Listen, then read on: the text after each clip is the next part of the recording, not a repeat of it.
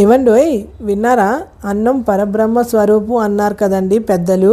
పండే ప్రతి బియ్యం గింజ వెనకాతల రైతులు ఎంత కష్టం ఉంటుందో అది తెలియక మనం భోజనంలో ఎంతో కొంత అన్నాన్ని పారేస్తుంటాం. పిల్లలకి అన్నం విలువ తెలియాలని, రైతుల శ్రమ తెలియాలని ఆర్గానో ఈటీ స్కూల్ వాళ్ళు ప్లాడీ ప్లాంటేషన్ ప్రోగ్రాము కండక్ట్ అయితే చేశారండి. అక్కడికి మా తమ్ముడు తీసుకొని వెళ్ళాడు.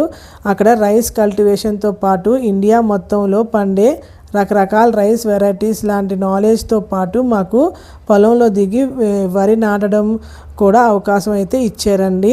మొదట్లోని కష్టం అనిపించిన 5 నిమిషాల తర్వాత ఈజీగా అనిపించింది.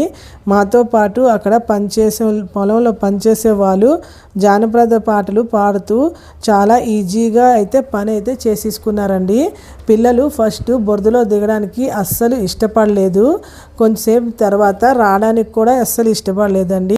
వరి నాటులు వేయడానికి చాలా ఈజీగా అనిపిస్తుంది కానీ చాలా ఓపిక ఇంకా స్ట్రెంగ్త్ అయితే కావాలండి. మీకు ఎప్పుడైనా ఇలాంటి అవకాశం కానీ వస్తే మీ పిల్లలకి తప్పకుండా తీసుకొని వెళ్ళండి. నాకైతే ఇది చాలా ఇయర్స్ నుంచి కోరిక, కానీ ఇప్పుడు మా తమ్ముడు నాకు తీసుకొని వెళ్ళి ఈ కోరిక అయితే నాకు తీర్చాడండి.